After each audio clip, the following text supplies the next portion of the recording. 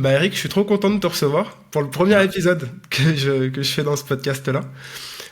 Bon, pour te présenter très brièvement, tu le feras sûrement mieux que moi, mais je vais quand même essayer.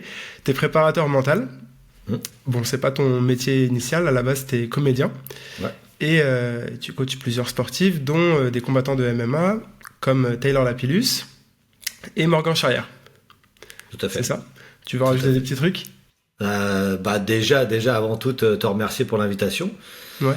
et honoré d'être le premier invité, déjà. Bah, avec Donc, grand c'est assez plaisir. cool. Sur plusieurs sportifs, oui, dans le MMA, tu peux rajouter Nikita Lekchukov, qui combat actuellement au KOF. Samir Faidin, Mhm. que je connais depuis bien longtemps, mais on vient juste de commencer une collaboration. Et puis, je peux faire aussi des missions pour d'autres combattants de MMA, type Awaso, des choses comme ça, sur des missions pour quelques combats, ça peut arriver. Et puis après, bien entendu, il y a d'autres secteurs comme la boxe anglaise, je travaille pour Jawed Belmedi, le poker aussi, mais je peux pas révéler le nom du joueur, ça Mhm. c'est secret, et puis en karaté aussi avec la championne Talia Sombe. Donc Ok. voilà, il y a pas mal de sportifs. Et puis après, c'est des missions avec des choses éphémères. Là, je t'ai cité ceux avec qui on travaille continuellement au cours de l'année. Ok, donc ça c'est pour l'année, et puis après c'est plus des missions ponctuelles sur un Voilà, combat ça. par exemple, ou un événement. Oui, ça peut être un événement, ça peut être en effet une échéance. Et puis je peux être contacté par un autre entraîneur ou même il m'est arrivé par un club en lui-même pour faire une échéance pour un athlète, pour une mission particulière. Et puis parfois ça peut amener à prolonger. Type ce qui m'est arrivé avec le boxeur Jawed Belmedi, où c'était parti pour une mission de 4 semaines et puis après on s'est retrouvé quelques mois plus tard et aujourd'hui on travaille en continu. Et puis des fois ça s'arrête là. Et puis même, je vais même rajouter que des fois ça commence. Et puis au bout de quelques jours ça matche pas vraiment. Et puis ça s'arrête. Hmm. Et je travaille aussi pour quelques chefs d'entreprise. Voilà. Ok. Bah tu vois, il y a une question que je t'avais pas posée la dernière fois qu'on s'est appelé, et j'ai pensé que ce matin en regardant, j'étais sur Twitter et je suis retombé sur, tu sais, il y a une vidéo qui a tourné de Nicolas Hoth avec Nassourdine lors du dernier UFC, Mhm. qui lui parle entre le round 1 et le round 2. Elle a pas mal tourné cette vidéo. Et je me disais, est-ce que toi, en tant que coach mental, tu interviens dans les combats, par exemple, sur ces moments-là, entre les temps morts durant les rounds? Alors déjà, on peut saluer Nicolas parce que je le connais bien. J'ai eu l'occasion de travailler avec lui en corner et pour coacher avec Taylor Lapillus et Damien Lapillus. Mhm. Donc je salue, respecte beaucoup son travail et j'étais avec eux dans le vestiaire juste avant le combat de Nassourdine. Je regardais les autres combats et je les ai vus partir. J'ai pu voir leur échauffement et en effet, de toute façon, dès ces moments-là, il y a beaucoup de confiance, mais de bonne confiance bien placée. Ils sont assez zen, ils savent vraiment où ils vont. Concernant ma partie dans le corner, alors pour le moment, je corner qu'avec Taylor. Ça fait 6 ans qu'on travaille ensemble et où je peux partager ses coins. Et je n'ai pas encore été dans un coin où il y a eu une situation qui prêtait à. Ok. La dernière fois que ça aurait pu arriver, c'était lors de la défaite contre Bacharat, mais à ce moment-là, je n'étais pas dans le coin. Donc, on s'y prépare. C'est des situations qu'on travaille, c'est pas des situations qui s'improvisent. Quelque chose s'est mal passé dans un premier round, ou voire sur 2 rounds, et il faut absolument faire la différence sur un R3. Je pense que ça se travaille aussi. Alors, je ne sais pas comment fonctionne Nicolas, mais de manière générale, il est, euh, il calcule vraiment bien les choses, et je pense pas qu'il laisse ce genre de paramètres au hasard. Mais pour revenir sur moi, en effet, même pour le dernier combat de Taylor où j'étais dans le coin contre Vince Morales, il y avait des choses de prévues au cas où ça se passe mal. Comme le combat précédent contre Cody Stamann, qu'il fallait potentiellement vraiment gagner, sinon c'était 2 défaites de suite. Il y avait des petites phrases que je me suis permis de lui dire après, ça l'a fait sourire, mais au cas où il fallait faire une ou deux piqûres de rappel. Après, je pense qu'on parlera aussi du travail, mais j'ai la chance de travailler main dans la main avec Johnny Frachet, Mhm. le coach de l'US Métro. Et c'est vrai que ça facilite beaucoup les relations de travail. On sait exactement qui doit dire quoi, à quel moment, etc. Donc tu sais, dans un corner, c'est pas juste une personne, c'est un ensemble. Chacun connaît ses tâches. Et tu dois te préparer à coacher quand ça se passe très bien. Je te donne des exemples concrets, hein, mais l'avant-dernier contre Cody Stamann, Taylor il rentre entre le R2 et le R3, et avant de monter, on n'était que 2 cornermen pour le déplacement à Louisville, et avec Johnny, on se regarde avant de monter, on fait, il n'y a rien à lui dire à part continuer à faire la même chose. Ouais. Donc on est rentré, on l'a laissé bien respirer pour récupérer, parce que on est quand même dans le dernier round du combat. Il en a 2 dans la poche. Récupération, boire un petit peu, et puis on lui a dit tout simplement, fais la même chose. Et il nous a révélé après que c'était le meilleur conseil qu'il pouvait recevoir. Tu sais, des fois, tu vas t'embêter à balancer 40 trucs techniques, tu vas plus polluer la tête qu'autre chose. Et voilà, l'essentiel, le calme en toute situation, je pense que c'est primordial. Après, tu te doutes bien que si tu as un mec qui rentre avec l'œil à la place du nez, si tu n'étais pas préparé à ça, ça peut être un peu paniquant. Et dans le cas de Taylor, du coup, tu dirais que tu as quel rôle dans la relation entre Taylor et Johnny ? Alors avec Taylor, c'est un peu particulier par rapport à d'autres athlètes. Comme je te disais en préambule, ça fait 6 ans qu'on travaille ensemble maintenant. On est bien au-delà de la simple préparation mentale. Même lui, des fois, il a cette phrase qui revient souvent en mode « je ne sais pas exactement le définir ». On va dire que j'essaye de gérer un maximum de choses autour de Taylor, sportif compris, et après, bien entendu, tu as Johnny Frachet en head coach, il y a le coach de boxe anglaise, Abadila, qui est là, on a un coach en striking, notamment spécialisé boxe française, très bon sur les kicks, qui est Jérôme Mion. À l'US Métro, on a Diego Bologna en lutte, qui vient apporter sa vraie patte. On bosse avec la diététicienne de l'UFC, Dan Kelly, depuis maintenant février, vraiment constamment depuis février de cette année. On voit vraiment les résultats au niveau de la shape. Donc moi, en fait, en plus de préparer Taylor sur des aspects, en effet, de visualisation, de stratégie de game plan, c'est de coordonner tout ça. D'être sûr que tous les rouages fonctionnent bien et d'être vigilant quand il manque quelque chose. Et tu sais, la défaite qu'on a eue face à Basharat nous a tous remis un peu dans le droit chemin, en mode quand tu vois des choses arriver, même si tu es proche de la personne, des fois il faut peut-être les dire un petit peu. Et on s'est tous remis en question. Et derrière le travail a été bon, parce que le combattant qui est Taylor, avec toute l'expérience qu'il a, le palmarès qu'il a, on a tendance à le sous-estimer de temps en temps, de lui aussi accepter un reset, c'est costaud. Donc on va dire que t'as Taylor qui est tout en haut et qui prendra, quoi qu'il arrive, la décision finale. Et puis après, moi j'essaye de coordonner des bonnes choses, de faire au mieux, et on est tous entourés. En fait, c'est un gros travail d'équipe.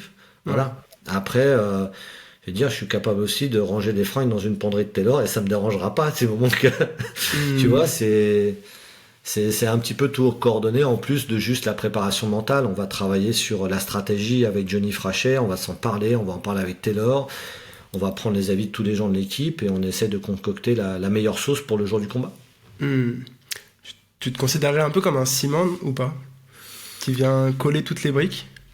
Oui, peut-être quelque chose comme ça, ou quelqu'un qui, il y a un camion, prendre un petit peu les clés, essayer de driver, mais encore une fois, c'est pas du tout de la prétention, où je suis pas au-dessus de tout le monde ou quoi que ce soit, mais t'as besoin de quelqu'un. Moi, Taylor, on peut passer, je peux le voir à la salle, et puis après passer 3 heures au téléphone avec lui dans la journée, et peut-être encore 1 heure par message ou vocaux le soir, tant que pourront pas donner les autres coachs, parce qu'ils ont, Johnny, le travail qu'il fournit à l'US Métro est juste titanesque. En plus des pros, il a tous les amateurs, il a la structure, il a tout ça. C'est plus le boulot qu'il va fournir avec la Fédé, c'est un travail monumental. Il peut pas passer autant de temps avec un seul gars. Donc, moi, ça va être mon rôle avec Taylor, et qu'on a depuis des années, et ça fonctionne bien comme ça. Et si, et un intermédiaire quand des choses se passent moins bien, je le considère comme tel. Après, c'est de l'extérieur, c'est parfois un peu dur à comprendre et dur à cerner, quoi. Mais on sait très bien où on fonctionne, où on va, tu vois, le fonctionnement. Tu dirais que ce qui fait la différence entre ta relation avec Taylor et celle que tu as avec les autres, c'est juste le temps et peut-être aussi un peu de feeling, mais c'est le temps qui a créé ça? Le temps et aussi le rôle avec les années qui m'a laissé prendre. Ouais. Donc, et puis on va pas se le cacher, quand tu connais quelqu'un depuis autant de temps, et que tu as laissé la personne rentrer dans ta vie et elle t'a laissé rentrer dans la sienne, il y a plus de choses. qui rentrent en compte. C'est-à-dire que j'ai vraiment des liens qui parfois sont... j'aime pas trop les termes frérot et tout ça. Tu vois, c'est pas trop ma cam. Sauf si vraiment tu as un lien particulier. Bon, bah quand nous on s'appelle frangin, j'ai pas de problème. Pour te résumer le truc. Donc ça va au-delà du sportif. Je préférais arrêter une collaboration sportive avec lui, si à un moment ça se passait pas bien, plutôt que de perdre l'ami proche. Voilà. Ok. Donc ça me dérangerait pas de... Enfin, un petit peu, mais disons que ça... Je comprendrais si à un moment on se disait, je crois pas que ça va arriver aujourd'hui, mais si on s'était dit, voilà, écoute, pour le bien de toi, de ton développement, c'est mieux que je m'en aille, et puis moi je trouve plus ma place, plutôt que de perdre l'ami proche. C'est une relation humaine avant tout, quoi. Et c'est ça qui fait la magie du truc, je pense. Et je pense que c'est une relation humaine avec tous les athlètes que j'ai. Après, il y en a forcément à 2 degrés différents, mais moi j'ai du mal en fait à travailler avec un athlète que je ne vais pas aimer, que je vais trouver, je sais pas, complètement à l'opposé de mes valeurs. Sur un travail de préparation mentale avec quelqu'un, c'est compliqué. C'est très difficile. Maintenant, c'est aussi à moi de m'adapter un petit peu, mais il doit y avoir aussi un retour, c'est un échange. Donc, quand tu es basé uniquement sur la préparation mentale, ce que je répète qui n'est pas juste le cas avec Taylor, mais avec d'autres athlètes, il faut qu'il se passe aussi, une vraie forme de respect. Il faut que ça brille quand je regarde l'athlète et que c'est normal. Enfin, c'est ma conception, encore une fois. Ouais. Non, mais c'est très clair. Et pour entrer maintenant vraiment dans le vif du sujet, moi, il y a une question aussi que je me suis posée, c'est par rapport aux réseaux sociaux. Parce que aujourd'hui, c'est indispensable pour un combattant de communiquer, etc. dessus. Mais en même temps, ça peut apporter autant de bien que de mal, j'ai envie de dire. Et toi, en tant que préparateur mental, coach mental et même plus, tu vois, comme tu le disais avec Taylor, quel regard tu as par rapport à ça, par rapport au réseau, par rapport à la com? Il n'est pas forcément positif. Parce qu'en fait, j'y vois plus de mauvaises choses que de bons. Alors, le côté bon, il va être très éphémère. Sur une victoire, tu vas recevoir beaucoup d'amour, beaucoup de bons messages. Aujourd'hui, les combattants ne sont plus dupes, c'est sur une période de temps très courte. C'est-à-dire qu'il va suffire que tu fasses une déclaration qui ne plaise pas à l'ensemble, et que derrière tu perdes, tu deviens une merde. Tu deviens, on va appeler un chat, puisque sur les réseaux sociaux, ils ne se privent pas de le faire. Donc tu deviens quelqu'un d'insignifiant très rapidement. Je peux te donner des exemples très concrets. Je travaille donc aussi avec Morgan Charrière depuis 2 ans et demi maintenant. Quand j'ai commencé à travailler avec Morgan, il sortait de 2 défaites controversées, qu'on peut aussi avoir jugées de l'autre côté sans problème. Et sur la dernière, il y avait fracture du plancher orbital. Donc tu sais jamais comment tu vas revenir. Et il avait été très actif sur les réseaux sociaux, mais de le côté positif, il avait donné beaucoup de bon contenu, pas du contenu putaclic. Et si tu savais, derrière le retour de flamme, à part de sa vraie communauté, les vrais pirates qu'il a avec lui, mais le reste de la fausse communauté qui d'un coup retourne leur veste, balance un peu de... Il faut être poli, donc un peu de mauvaises choses en DM, ou de commenter les vidéos. Ils voient les messages. Donc à un moment, c'est pas au-delà, tu te dis, mais attends, je fais ça, je me prends ça en retour. C'est compliqué, en plus en pro, tu le sais, tu vas pas combattre toutes les semaines, tu es pas en foot, tu vas pas trop faire la cerise, et t'es pas plongé au milieu d'un collectif, donc tu peux te manger le super, mais quand tu te manges vraiment le caniveau, je t'assure que c'est pire que le top.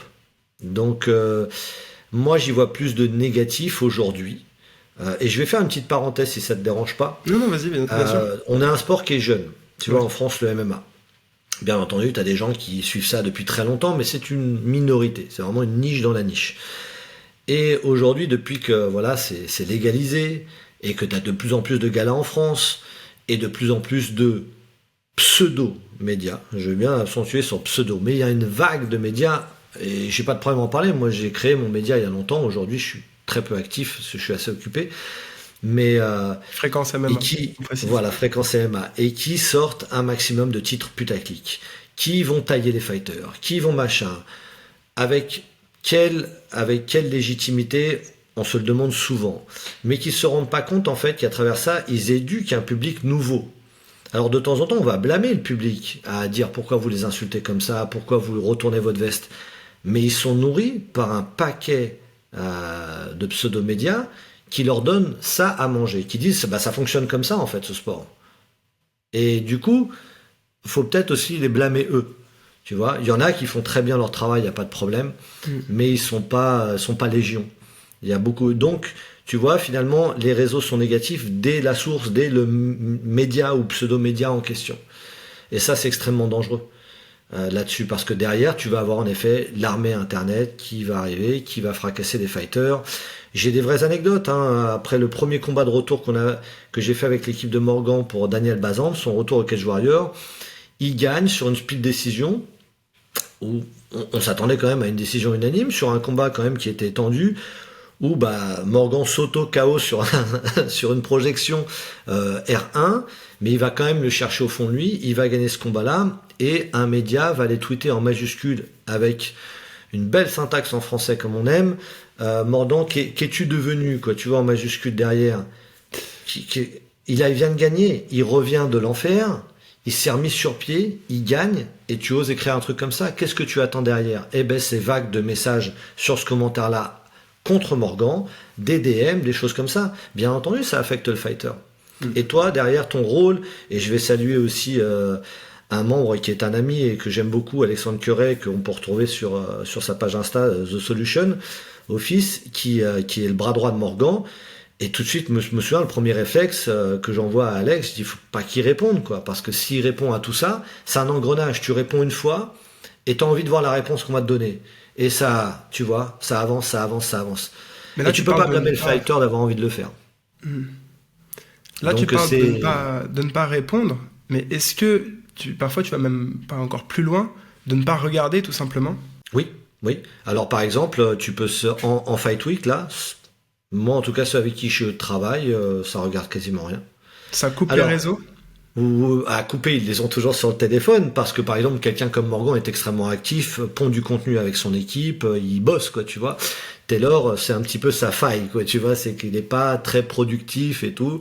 Peut-être quelque chose qu'on va essayer de corriger un petit peu, mais en tout cas Taylor, non. Et ça c'est embêtant parfois, parce que ça, il y a des bonnes personnes qui vont envoyer des messages en DM et qui vont pas être lus tout de suite ou pas avoir leur réponse tout de suite. C'est pas genre ils vont être ignorés, c'est que en fait il y a tellement de merde à côté qu'à un moment le combattant il se dit je verrai ça plus tard. Donc non, en Fight Week ça sert à rien.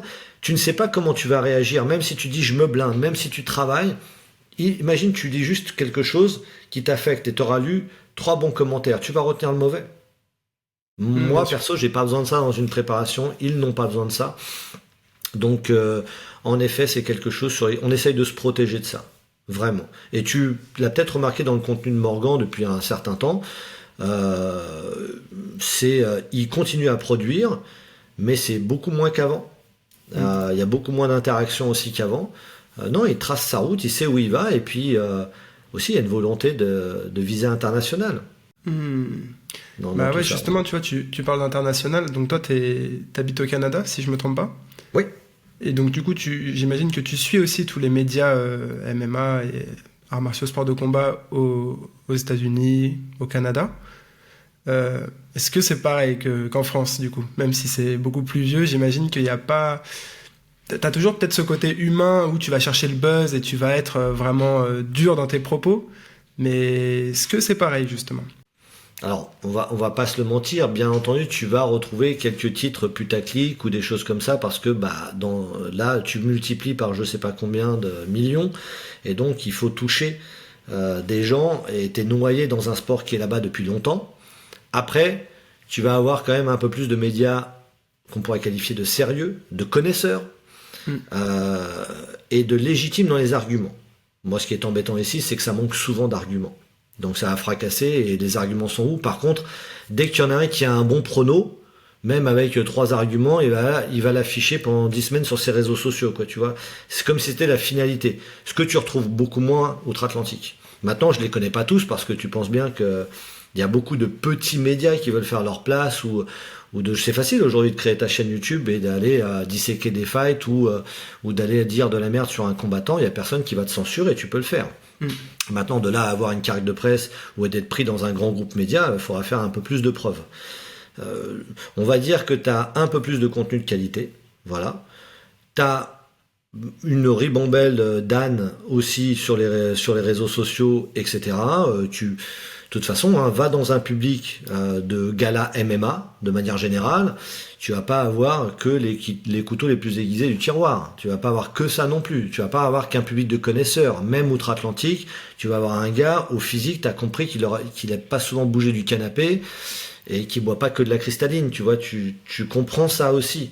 Le mec, tu sais, qui est dans son fauteuil, il est hors de forme et il va voir des gars qui luttent et il fait arrêtez de vous faire l'amour, arrêtez de vous coller, machin. Il comprend pas ce qu'il regarde, il veut juste des patates et que ça tombe par terre, tu vois. Il vient voir des jeux du cirque.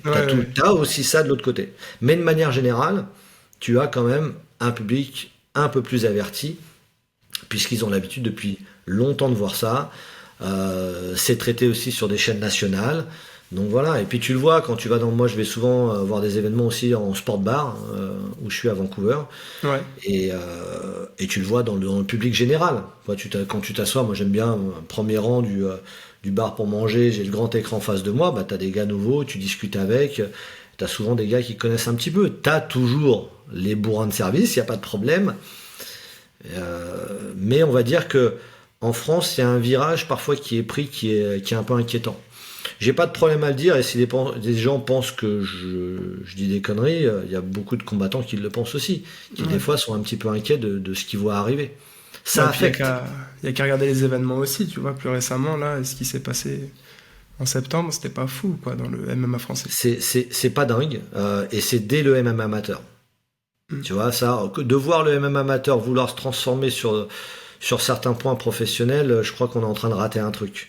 Et d'ailleurs, attention, voilà, à certains même très gros médias, pour le coup, faut pas vendre les amateurs comme des pros. L'amateur, c'est un laboratoire. Il a le droit de perdre. La carrière, elle démarre vraiment en pro après.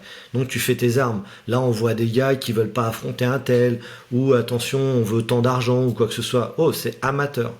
Donc j'espère qu'on va faire attention à ça, mais maintenant, en effet, que tu peux sur Twitch donner du contenu clair à une heure un peu plus tôt aussi, tu sais, donc tu es obligé de monter des galas un peu plus mineurs, ou avec des amateurs.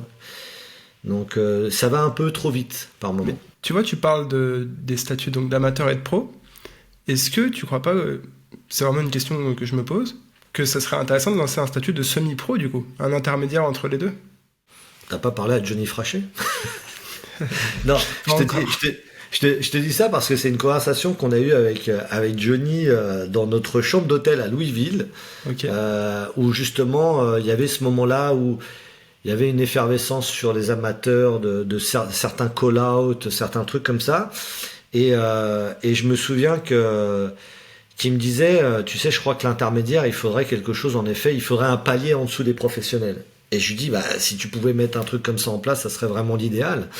Parce que là, en effet, on arrive à quelque chose qui ressemble un petit peu à, sans être méchant, à du n'importe quoi parfois. C'est-à-dire que ça n'a pas lieu d'être en amateur. On grille les étapes. Du coup, aujourd'hui, quelqu'un qui a peut-être 2 combats amateurs, imagine, il a 2 finishes en amateur. On est capable de dire, ouais, c'est la future pépite. Pépite de quoi? On est en amateur. Laissez-le grandir. Laissez-le éventuellement perdre le prochain combat. Aujourd'hui, pour certains, perdre en amateur, tout se retourne. C'est impensable. Tu vois, c'est pas du tout... cette catégorie-là n'est pas faite pour ça. Donc, il a eu cette réflexion-là. Je ne sais pas si ça va aboutir à quelque chose dans le futur, mais vu la tournure actuelle, ce serait peut-être le chemin à suivre. Donc, ta réflexion est bonne. Ok. Bon écoute, on verra. De toute façon, c'est assez récent le MMA. C'est quoi, la légalisation, c'était quoi? C'était avant le Covid, 2020. Si je comprends. 2020? Ouais, ça fait 4 ans là. Ok. Bon écoute, à voir. Faudrait regarder en comparaison comment ça a évolué dans les autres sports, les sports récents, les statuts. Tu sais, il y a aussi l'enjeu dans le côté professionnel. L'enjeu est terrible parce que, on l'a dit un peu plus tôt, tu as un combat tous les 3 mois, 4 mois, 5 mois, s'il y a blessure, peut-être plus. Donc dans l'année, tu vas peut-être combattre 3 fois, 4 fois, max. Amateur, tu peux enchaîner. Regarde, il y a Walid Tandia, là, il a enchaîné 3 combats d'affilée, limite semaine sur semaine, quoi, tu vois, donc il emmagasine un maximum d'expérience. Et c'est une bonne chose. Et tu as d'autres qui vont être un peu plus sur des choix, déjà, trop tôt. Euh, et non, il faut se servir de ça. Il faut enchaîner, parce que le monde professionnel, la transition, ouah, c'est pas du tout la même. Tu peux avoir des gars qui brillent très fort en amateur et derrière, en professionnel, ça va s'écrouler. Et tu peux aussi avoir l'inverse, des gars où tu regardes le palmarès amateur, il est limite extrêmement rouge, mais ils ont fait ce qu'il fallait pour pouvoir bien progresser, et ils vont commencer à donner la plénitude de leur niveau à partir des pros, tu vois. Mais même aujourd'hui, des débuts de professionnels, on est impitoyable. On est impitoyable sur les débuts de professionnels. Et dès qu'un mec il a 4-5-0, c'est limite où il va à l'UFC, il peut. Non, ça se passe pas comme ça, les amis. Sur une ou deux exceptions peut-être, mais sinon de manière générale, ça ne se passe pas comme ça. Et donc l'enjeu par rapport à la défaite, etc. C'est quelque chose qui est compliqué à manager, hein, je te dis. Ok, bah, je viens de croire. Pour revenir du coup sur ce que tu fais, tout à l'heure tu parlais de quelques techniques, tu vois, de respiration, de visualisation surtout. J'aimerais bien qu'on creuse là-dessus, si ça te dérange pas, en essayant d'être un peu concret, même si j'imagine que tu t'adaptes à chaque fois en fonction de la personne avec qui tu travailles.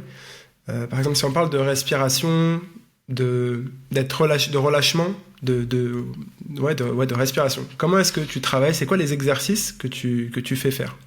Alors, comme tu le sais, on en avait déjà parlé, et je sais que ça vaut à certains tu auras peut-être un ou deux commentaires là-dessus, qui m'aiment bien, quand je dis autodidacte, de venir me tailler. Donc, j'ai pas de diplôme spécifique, de formation spécifique, à part une discipline qui s'apparente au Reiki, pour ceux qui connaissent. Voilà.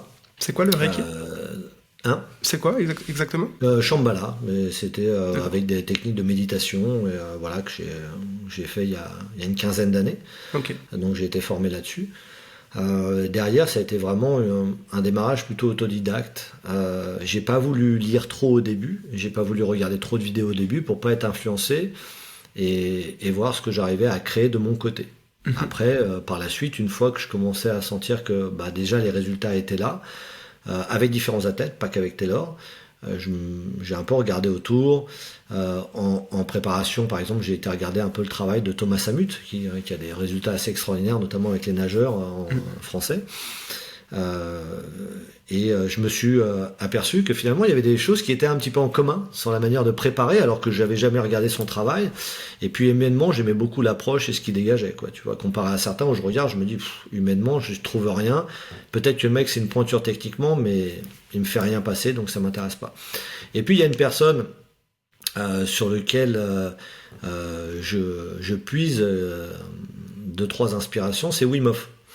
Ouais. Le néerlandais, l'homme de glace, donc qui travaille beaucoup sur le froid, qui travaille beaucoup sur la respiration, sur la méditation, etc. Et cet homme m'a très vite parlé, mais même avant que je pense à faire ça. Voilà. Même avant que je rentre là-dedans, c'est quelqu'un, je suivais d'un œil les travaux. Et donc du coup, pour ce qui est, on va prendre étape par étape, la respiration, il a une méthode basée sur l'apnée, que je reprends, mais par contre je calque pas exactement tout ce qu'il fait. C'est-à-dire que moi je vais la reprendre et je vais la mettre dans la discipline qu'on utilise. Donc par exemple concret, MMA, on est souvent sur 3 rounds, je vais prendre 3 rounds d'inspiration, expiration, enfin 3 rounds d'apnée, puisqu'on a un travail d'inspiration, expiration sur 30, 35 ou 40, ça dépend des profils et ça dépend de l'évolution de l'athlète. Et derrière, dans le round d'apnée, comme je le qualifie, on va au début en effet avoir un ressenti du corps, essayer de contrôler la gestion du rythme cardiaque, donc d'abaisser le rythme cardiaque, et derrière par contre de rentrer avec de la visualisation pendant l'apnée. Donc quelque chose, ça peut être un environnement type Bercy, là pour les 2 combattants Morgan et Taylor avant d'y rentrer. Ça peut être des mouvements, un mouvement précis, ça peut être un retour dans un coin, ça peut être une partie de combat. Sur les 3 rounds, en fait, on va adapter, et en fonction aussi de combien ton athlète peut tenir en apnée. S'il tient 30 secondes, tu vas pas pouvoir faire grand chose. Bon, les gars dont je te parle tiennent plus maintenant. Tu arrives à tenir 5 minutes par exemple? Non, j'ai personne qui tient dans 5 minutes. Le record dans l'équipe, c'est Ouais. 4-10. Ok. Tu Ouais, peux c'est faire déjà... des choses en 4-10. Ouais, c'est énorme. Tu Donc peux en faire des étant choses en actif en 4-10. plus. Ah, tu peux faire des... Ouais, tu peux... en fait, certains arrivent à se surprendre. Maintenant, en actif, parce que j'ai rajouté, en fait, quand ils commencent à devenir bons, maintenant, je les mets en actif plus seulement assis, je les lève et je fais envoyer des coups et des accélérations. Le Ok. tout avec une musique différente en fonction des apnées, qui fait aussi monter ton rythme cardiaque, parce que si t'as une musique qui t'aime bien, qui te met un peu la pêche, un peu l'œil du tigre et tout ça, ça fait monter le rythme cardiaque. Et t'as la dualité parce que d'un autre côté, tu dois le contrôler. Mais il monte tout seul, il s'excite. Et c'est assez intéressant de voir les résultats. Alors moi, il faut savoir que pour tous mes gars, je tiens des cahiers, quoi, tu vois. Donc je prends toutes les notes et on voit les évolutions. Et ce travail-là, je l'aime bien. Donc voilà, je me suis appuyé sur un exercice et je l'ai modifié, mais que je vais pouvoir modifier pour quelqu'un qui va faire une autre discipline aussi. Là, je te parle spécifiquement MMA. On le modifie avec des rounds et on voit des résultats. On voit des résultats concrets sur des combats, sur des phases où l'athlète est dans des positions où ça peut être compliqué s'il fait le mauvais mouvement pour respirer, dans une position au sol. Bah là, il y a beaucoup plus de tranquillité. Parce Ok. que déjà, il a appris la difficulté d'aller gratter quelques secondes quand ça commence à serrer un petit peu. Il a appris aussi le no panique dans ces moments-là et d'essayer de s'exporter, d'avoir l'esprit toujours lucide. En MMA, il faut toujours être lucide quelle que soit la situation, extrêmement positive ou extrêmement négative. C'est le plus dur. Et un contrôle de soi, en fait. Ça aide. C'est un des exercices qui va aider au contrôle de soi. Mais dans tout le fonctionnement de tous les exercices, c'est comme une boucle, en fait. Cet exercice-là va aider l'autre, et si tu fais machine arrière, l'autre aura quand même une influence sur, quand tu travailles la visualisation d'un côté, et que tu la fais vraiment bien, en imagerie profonde, ça va C'est quoi t'aider. exactement du coup? Si tu peux détailler la visualisation en imagerie Hmm. profonde, qu'est-ce que tu Ouais. veux dire par là? Alors, il y a la visualisation où tout le monde peut dire ouais, je fais un peu de visualisation, je ferme les yeux, je m'imagine, etc. Mais généralement, ils te disent j'imagine ça. Donc, égale imagination. Imagination, moi, c'est un peu mon ennemi. Parce que l'imagination, c'est de l'imaginaire. Le jour du combat, peut-être que ça se passe, peut-être que ça se passe pas exactement. Je préfère qu'on se rapproche de quelque chose qui touche à la réalité.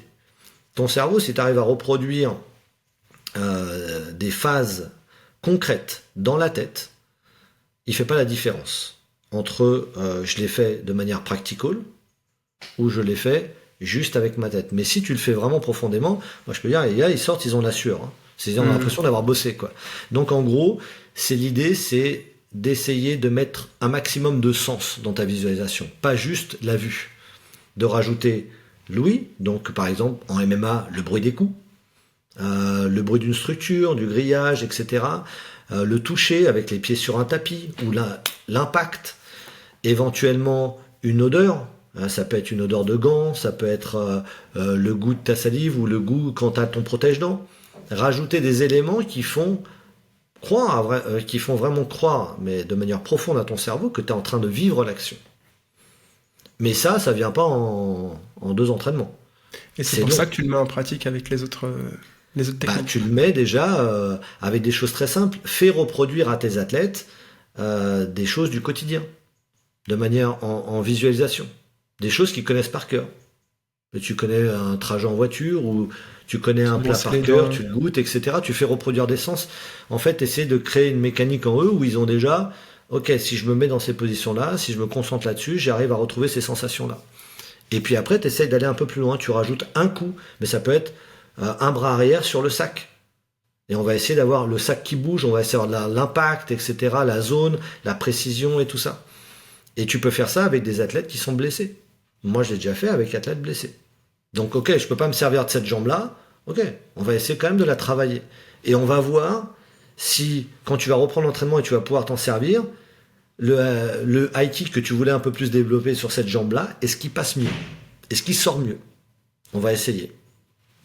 En l'occurrence, on avait des résultats plutôt positifs. Ok. Bon, c'est génial, hein. Merci Eric pour ce partage. Non, mais il y a pas de Non, problème. c'est hyper intéressant. Et alors du coup, tu le fais pratiquer à quelle fréquence? Combien de fois par semaine ça? Ça va dépendre des athlètes, toujours. T'as des athlètes qui vont être un peu plus réceptifs. Il y a des athlètes au début qui sont un peu sceptiques aussi, parce que ça vient pas tout de suite. La différence avec du practical, c'est que tu vas faire de la patte avec un coach ou une leçon, etc. Tu vas faire 2-3 fois, tu as des résultats concrets tout de suite. Ça sort. Et puis tu as le côté physique, tu as l'impact, tu transpires, tu l'as. Visualisation, si tu en fais 2-3, tu n'as rien qui sort, le mec il se dit bon, c'est pas pour moi, hein, ça marche pas.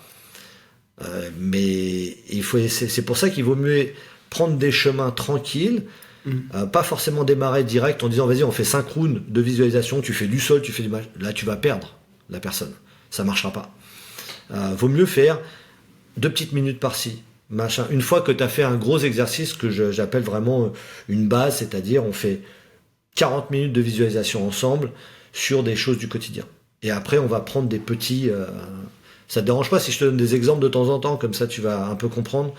Là j'ai une petite qui est à l'heure actuelle Talia Sombe qui est en U21 mais qui est 3e mondiale, senior.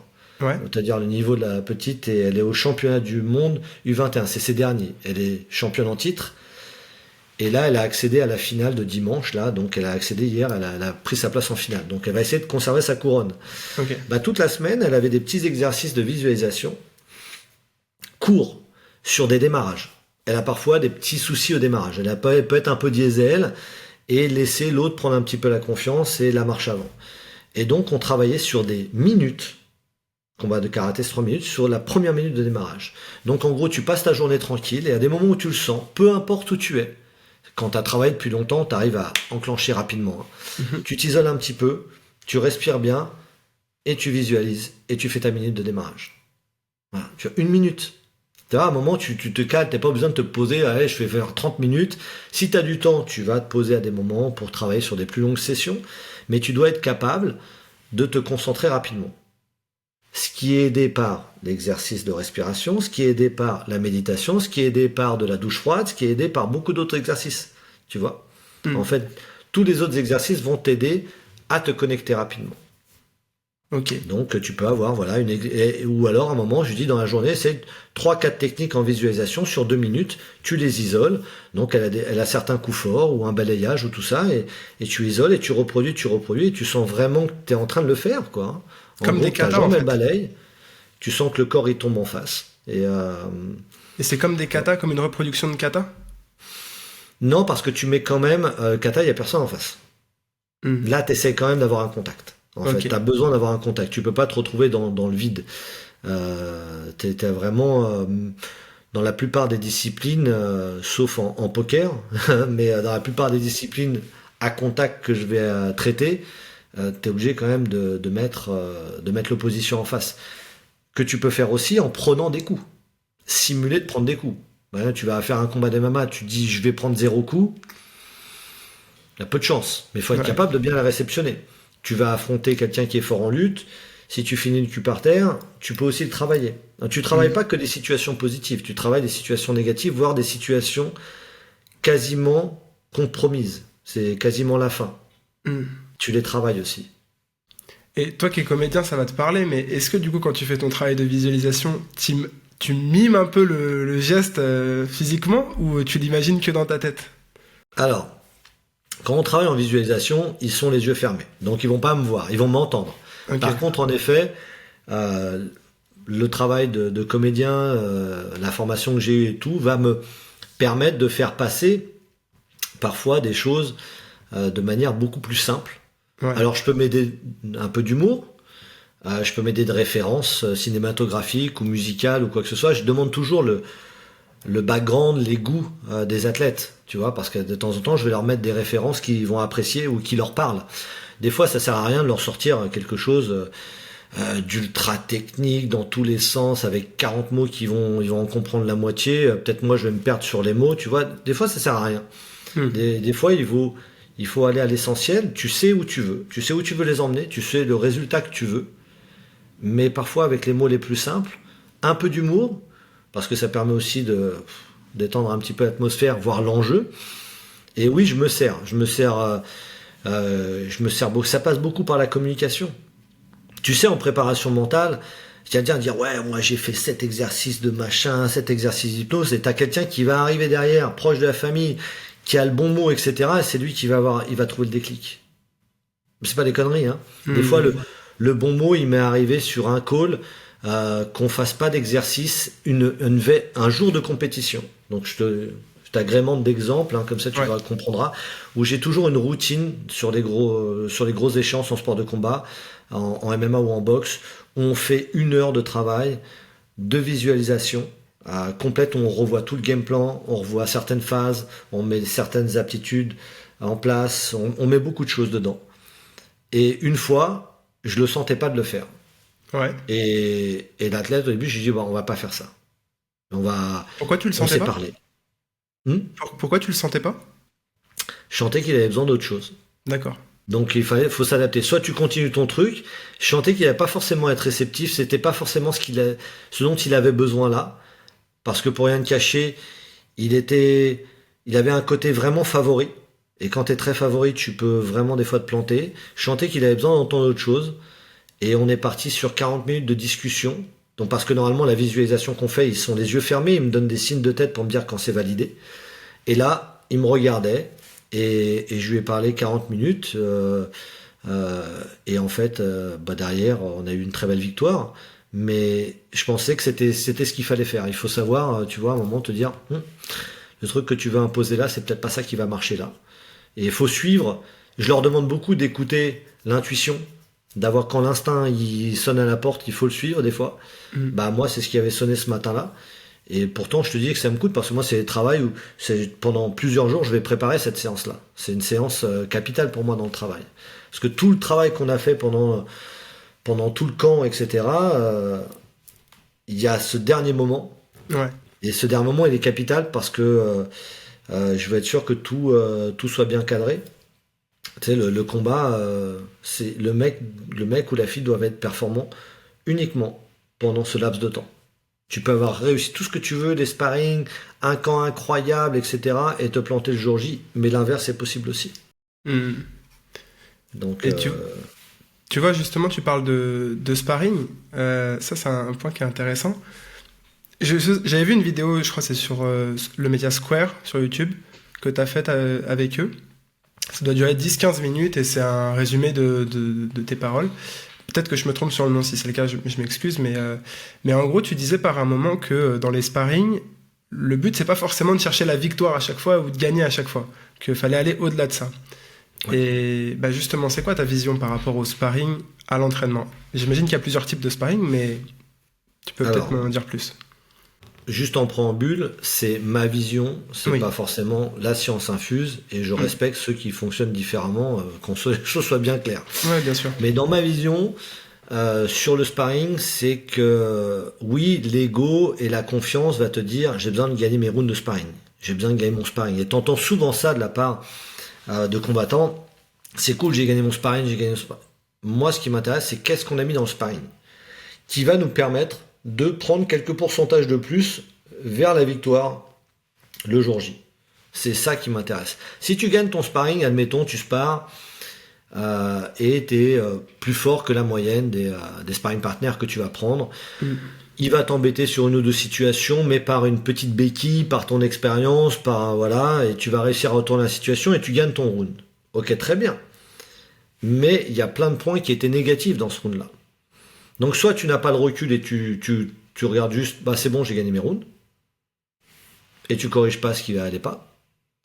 Et je donnerai pas de nom là, parce qu'après on verra, tu vas pas tout révéler, etc. Mais je l'ai déjà vu sur, j'ai gagné tous mes sparring, etc. Et le jour du combat, ça l'a pas fait. Et je sentais qu'il y avait des trucs qui allaient pas forcément, mais j'étais pas présent. Mais de temps en temps, ce genre de truc-là, faut faire très attention. L'équilibre, il est. Je peux comprendre que c'est normal pour l'athlète de se dire, j'ai besoin de gagner des rounds, c'est important. Donc je dis pas qu'il faut jamais en gagner, c'est pas ça. Ouais.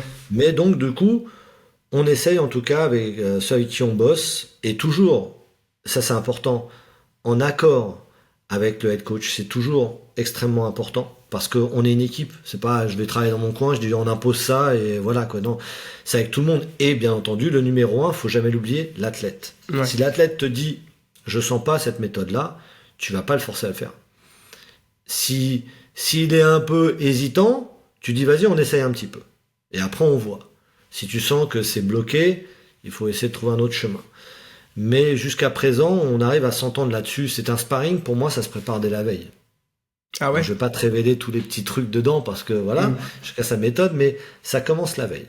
Un combat, tu ne débarres pas le jour même en te disant je vais combattre aujourd'hui, quoi, tu vois.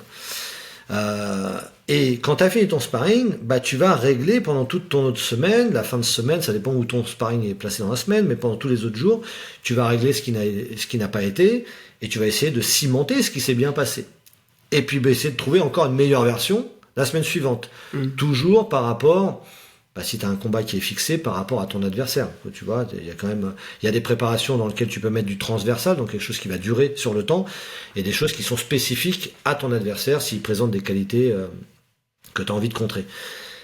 Et donc tu travailles tout ça, et donc toute la semaine il peut recorriger, mais tu te remets dans ta bulle du sparring dès la veille. Et donc nous on a développé, il y a une routine qu'ils connaissent, la veille, avec des exercices particuliers la veille, avant de coucher, au réveil, dans la matinée. De la visualisation, encore une fois? Il n'y a pas que. D'accord. Il y a du travail dans la douche froide, il y a du travail de concentration avec une musique particulière qui leur correspond. Il y a plein de petits thèmes dedans. Et puis il y a une attitude, le jour du sparring, qui doit être différente de tous les jours de la semaine. On ne peut pas travailler de la même manière. Ton jour, il est particulier. Donc on met tout ça en place. Je te donne des grands axes, je donne pas tous les détails dedans. Oui. Et par contre, avec des objectifs. Et si ces objectifs sont remplis, on a potentiellement gagné notre sparring. Si ces objectifs sont pas remplis, même avec des rounds gagnés, pour moi, c'est perdu. Ok. Voilà. Et alors, pour les combattants d'un niveau plus amateur, comment est-ce que tu vois ce sujet-là? Par rapport au sparring? Ouais, par rapport au sparring, tu sais, où c'est pas forcément il n'y a pas forcément un rendez-vous bien précis, bien ciblé dans la semaine. Ça peut être un peu plus aléatoire, un peu plus. Oui, alors chill, ça tu vois chez les amateurs, mais chez les pros aussi, parce qu'ils vont pouvoir sparer aussi, peut-être un peu plus light ou quoi que ce soit, mais ils vont sparer aussi, si quelqu'un, tu vois, il a son combat dans 6 mois, il va quand même sparer avant. Il n'a pas son nom, mais il sait qu'il va combattre à peu près à cette échéance-là, il va quand même sparer. Pour moi, on est sur des choses quasi similaires, en fait. C'est un jour particulier quand tu vas sparer, voilà. Parce que tu dois activer des choses en toi, que tu as besoin, en fait, de trouver des ressorts que tu peux reproduire le jour J. Donc, ce n'est pas exactement le même environnement. T'as pas les lumières, tu vas pas avoir de caméra, t'as très peu de public, à part les partenaires de la salle, t'as pas la même ambiance, t'as pas le même enjeu du tout. Il faut essayer de te les créer un petit peu, de reproduire un minimum ce qui va t'attendre, mais même dans ta routine d'échauffement, le jour du sparring, essayer de reproduire quelque chose qui ressemble à ton jour J. Que le jour J, en fait, tu sois concentré et lucide uniquement sur la tâche que tu as à accomplir. Tu vas pas chercher, tiens, je vais faire ça, non, il n'y a pas de hasard le jour J. Et après, pour tes minutes J, il n'y a pas de hasard, quoi, tu vois, c'est vraiment, il faut travailler, ce jour-là, que tu sois amateur, professionnel ou quoi que ce soit, fais-en quelque chose de particulier, à ta sauce ou quoi que ce soit. Pour moi, tu dois le dissocier, tu dois le mettre à part. Beaucoup le font, quand même, parce que tu sais quand même que tu vas aller sparer, c'est-à-dire tu vas quand même donner et prendre des coups un peu différemment du reste de la semaine, quand même. Ça appuie un peu plus. Tu marques une différence entre les sparring lourds et sparring légers ou pas? Ouais, quand même. Il y a des fois, notamment en boxe, où je vais pas toujours être raccord sur la dureté de certains sparring. Tu sais, les coups, c'est pas une nourriture. Ça, c'est ce qu'on dit souvent et répète souvent Johnny Frachel, et c'est pas à manger, les coups. Pour moi, un menton, tu l'exposes, s'il doit être exposé, c'est le jour du combat. Bien entendu, tu peux pas faire que des sparring légers et prendre que des caresses pendant toute la semaine. On est bien d'accord, il n'y a pas de souci. Mais il y a des fois des choses, c'est trop compliqué. Pour moi, ça sert à rien de perdre des points de vie en sparring. D'ailleurs, t'as des grands champions qui ont arrêté de sparer avec le temps. Ah ouais? Tu vois, t'as des gars comme Max Holloway qui ont un peu ils se sont fait des grosses guerres à un moment et qui ont un peu levé le pied. Aussi, t'avais des gens, je crois, Cerrone faisait ça, Donald Cerrone faisait ça.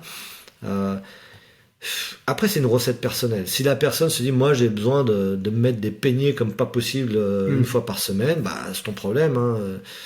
Je peux pas dire que moi, ce que je préconise est absolument la meilleure des versions. Ouais. Mais attention, hein, ça ne veut jamais dire, ouais, moi, je vais pas être violent ce jour-là, et je vais pas savoir être brutal, je vais pas savoir être létal et clinique quand il le faut. Ça se travaille en même temps. Et je peux le travailler aussi en sparring et à côté du sparring. Les gens pensent, ouais, on y va tranquille, on veut juste gagner soft et tout. Ça n'a rien à voir. Ça reste des sports de combat, ça reste des sports violents avec un mec qui rentre pour te décapiter. Donc, tu vois, les gars, ils savent où ils foutent les pieds quand même, hein. Ok, génial. Tout à l'heure, tu parlais aussi de méditation. C'est quoi la différence entre la méditation, la concentration, la visualisation? Selon toi, comment est-ce que toi, dans ton approche, tu marques une différence entre tous ces termes?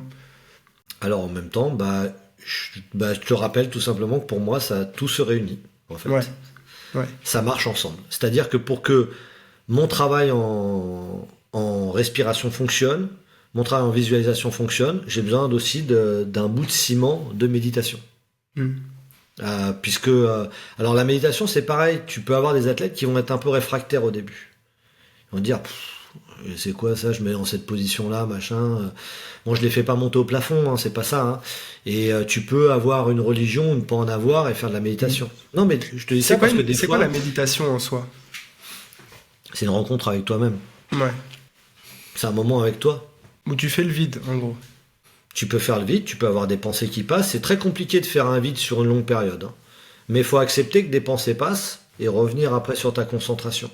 C'est pas tu t'es vivant, tu vois. Donc, ce qui est très très amusant, c'est que nous, on s'amuse à regarder les temps de concentration, par exemple, sur des 5-7 minutes. Je vois des évolutions entre 30%. Et puis 70%, la personne va penser, ah tiens, j'ai pas fait mes courses, j'ai pas fait ceci, j'ai pas fait cela. Je sais pas si tu as déjà pratiqué de la méditation. Justement, j'ai du mal à faire le vide, justement. J'ai tout le temps des pensées parasites. Donc, du coup, oui, il y a beaucoup de pensées parasites. Moi, le premier, des fois, je vais me poser, je vais me dire, je vais m'en faire une bonne, et puis je suis là, et je sais pas, je pense à des clés de voiture, que j'en sais rien, quoi, un truc complètement absurde de temps en temps. L'idée, c'est toujours d'essayer de revenir à la concentration, c'est le problème. Donc, moi, sur les exercices de méditation au début, ça va être des exercices très simples, mais quotidiens. Je les laisse un peu tranquilles le week-end. S'ils veulent faire, ils sont les bienvenus. Mais tous les matins, voilà, d'avoir une petite routine de méditation avec des musiques appropriées que je leur suggère. Des musiques qui varient, hein, le jour du sparring, qui ont une méditation, mais qui est une méditation plus un peu combattant, tu vois. Et les méditations simples au début, c'est d'essayer de penser à rien à part l'énergie qui circule, la concentration, être avec soi-même. Et après, tu peux pousser un petit peu plus, mais si tu pousses trop, tu bifurques en visualisation, tu vois. Mais des fois, tu peux faire des méditations aussi pour, les gens vont te prendre pour des fous, mais pour te soigner, en fait. Se soigner de l'intérieur. C'est-à-dire? Là, c'est pas être fou, hein, que de dire ça, hein. Mais ton premier guérisseur, c'est toi. Et qu'est-ce que tu veux dire par là, te soigner? Tu sais, les blessures, c'est pas que physique. Donc t'en as beaucoup dans la tête, dans le cœur, dans tout ça. Et parfois aussi, tu peux aider à soigner des blessures physiques en te sentant juste mieux, en faisant mieux circuler ton sang, en respirant mieux. Tu serais surpris du nombre de personnes qui ne savent pas bien respirer. Tu vois? Donc, pour la concentration, moi, ce que je préconise au début, c'est toujours de te fixer, sur l'air que tu vas inspirer. Voilà. Éventuellement, tu peux même y rajouter une couleur, quelque chose comme ça, mais fixer uniquement l'air, le voir rentrer, sortir, le voir se diffuser en toi, voir du sang circuler en toi, essayer ce genre de choses-là et tu vas t'apercevoir que rapidement tu vas gagner en concentration parce que tu as quelque chose sur lequel tu te fixes. Mais en même temps, c'est pas quelque chose de palpable. Donc tu fais quelque part le vide. Et plus tu deviens fort, plus tu arrives à faire le vide dans des environnements dits hostiles. Va taper une méditation de 2 minutes entre 2 stations de métro. Pourquoi pas? C'est là, tu vas voir si tu arrives à faire le vide. Ouais. Ou quand je demande aux athlètes dans une salle qui est très bruyante, installe-toi dans un coin et voir si tu arrives à faire abstraction de l'environnement, des coups, des cris, des machins, ou même si quelqu'un criait ton nom, tu ne dois pas l'entendre en fait. C'est comme si tu as une sorte de brouhaha autour, mais tu es avec toi-même. Là, tu arrives à un autre niveau, hein, bien entendu. Mais tu démarres pas par ça. Tu démarres tranquille chez toi, Et tu peux faire ça le matin. Ça, c'est bien le matin pour démarrer ta journée. Tu peux mettre dedans tes objectifs de journée aussi. Tu peux pousser un peu ta méditation. Une fois que tu es bien zen avec toi-même, rentrer mes objectifs de la journée, mes objectifs du quotidien, ce que j'ai envie de faire, etc. Comment Ou tu te les rappeler planifies si ta tu journée? t'es noté la veille. Tu vois? Et comment tu planifies ta journée? Exactement, ça aide. Ouais. Tu vois, ça aide. Derrière, tu peux remplir des paliers de satisfaction. Tu vois, tu es là, tu te dis, tiens, j'ai fait ça. On est rarement satisfait, t'as vu? Et on se met des objectifs tellement loin qu'avant de les atteindre, des fois, tu te dis, pff, c'est long. Et puis, pour peu que tu te casses la gueule en route, tu redescends. Alors que peut-être qu'avant de te casser la gueule, tu as déjà franchi quelques paliers. Et tu les as pas vus. Donc, tu n'as même pas été satisfait de ces paliers-là. Ouais. Et tu dis, waouh, putain, mais attends, je comprends pas. Alors que non. Au lieu de redescendre tout en bas, tu redescends à ton dernier palier, t'es tranquille. Tu vois, il faut être patient, il faut être indulgent avec soi-même. Tu as le droit d'avoir, et c'est bien d'avoir une sorte d'objectif, j'ai pas envie de qualifier de finale, mais si on reprend encore une fois les athlètes, ils ont tous au fond d'eux un énorme objectif. Et moi, ce que j'essaie de leur apporter, c'est de leur dire, ok, on le garde celui-là. Mais tu sais quoi? On le met dans un coin, il est là, c'est la flamme qui peut te réveiller les matins où ça va pas. Mais avant ça, on met des paliers. Et on continue à progresser. Le palier, ça peut être tel fight, c'est un palier. Avant de penser à être champion, si tu bats pas le prochain, c'est un peu compliqué, quoi, tu vois. Tu peux l'avoir au fond de toi. T'es pas en camp, t'es pas en machin, t'as pas envie d'aller t'entraîner, t'as pas la foi. Non, mais je veux être ça. Ah, tu vas te lever, hein. Tu vas y aller, hein. Ouais. Tu peux t'aider à écrire des choses. Tu sais, écrire, c'est bien. Moi, je sais qu'on me taille souvent parce que sur un petit bouquin, etc., j'ai écrit des trucs sur les athlètes et tout. Parce qu'au moins, déjà, ça me permet, quand ils me disent, non, j'ai pas dit ça. Bah, si, tel jour, à telle heure, tu m'as dit cette phrase-là. Tu vois?